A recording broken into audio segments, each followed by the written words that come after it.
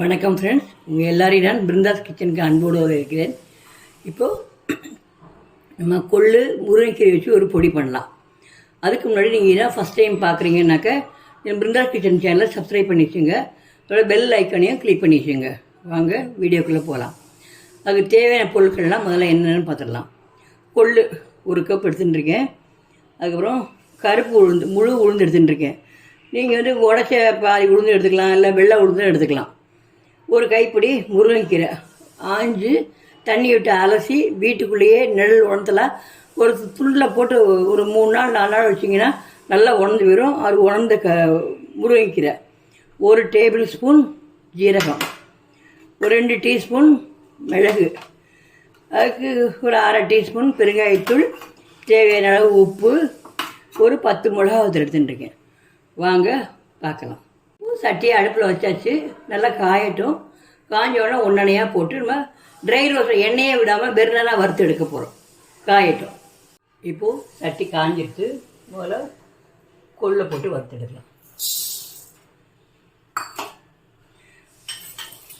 நீங்கள் ரொம்ப தீ பெருசாக இருந்தால் கொஞ்சம் சின்னதாக்கிங்க, ஏன்னா தீஞ்சு போகாமல் வறுக்கணும்.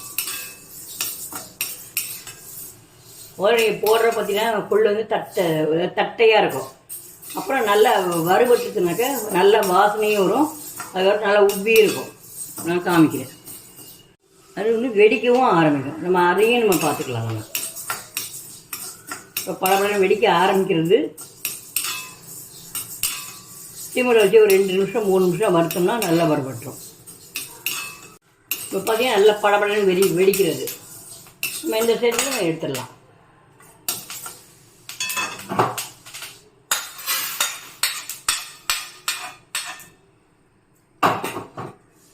அடித்து உளுந்து போடலாம்.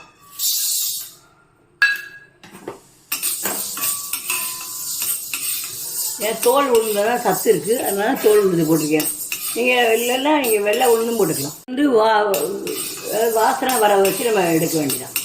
பாதி வறுவிட்டோடனே மிளகாத்துலேயும் போட்டுடலாம்.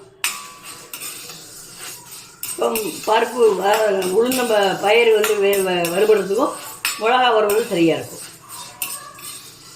இதுவுமே வெடிக்க ஆரம்பிக்கிறப்போ ஜீரகத்தை போடலாம். ஜீரகம், மிளகு.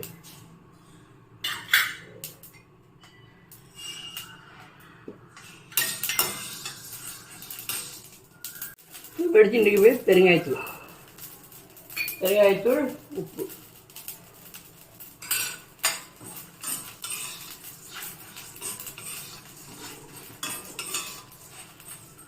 இப்போ இதை எடுத்துடலாம். இப்போ நான் அடுப்பை அணைச்சிட்டு நம்ம முருங்கைக்கீரையை போட்டு வறுக்கலாம். அந்த சட்டி சூட்டுக்கே வறுவிட்டுரும். இதுக்கு தீ எரியணுங்கிற அவசியம் கிடையாது. இந்த சட்டி கனமான சட்டிங்கனால அந்த சட்டி சூட்லேயே வறுவிட்டுரும். பார்த்தீங்கன்னா கை நாள் அப்படி எடுத்து பார்த்தோம்னா நல்லா அப்படின்னு நொறுங்க. அப்படி கை நாள் நல்லா பொடி ஆயிடும். இப்போ ஒரு தட்டில் எல்லாத்தையும் வறுத்தெல்லாம் போட்டிருக்கு. நல்லா ரூம் டெம்பரேச்சர் வரணும். நல்லா ஆறணும்.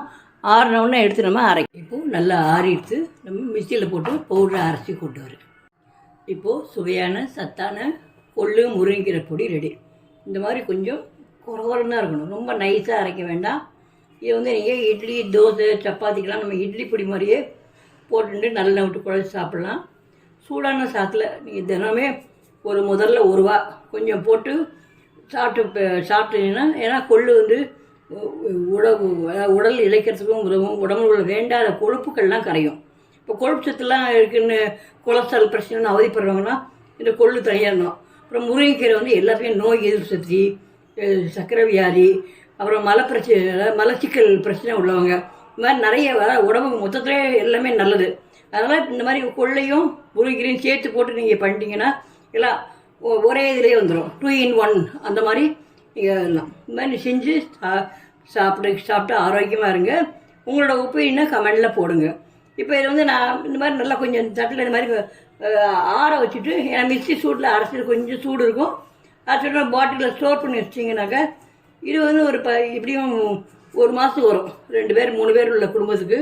அப்புறம் நீங்கள் அப்பப்போ கொஞ்சம் கொஞ்சமாக நீங்கள் செஞ்சு வச்சுக்கலாம். நீங்கள் முருங்கைக்கீரை நீங்கள் வெயிலில் உணர்த்தாதீங்க. காரணம் கொண்டும் முருங்கைக்கீரை வெயிலில் உணர்த்துறீங்கன்னா அதோட சத்துக்கள்லாம் போயிடும். நீங்கள் நல்லா ஆஞ்சிட்டு நல்லா தண்ணி விட்டு அலம்பிட்டு ஒரு காட்டன் துணியில் விரித்து நீங்கள் வீட்டுக்குள்ளேயே போட்டிங்கனாக்கா நல்லா காஞ்சிரும்.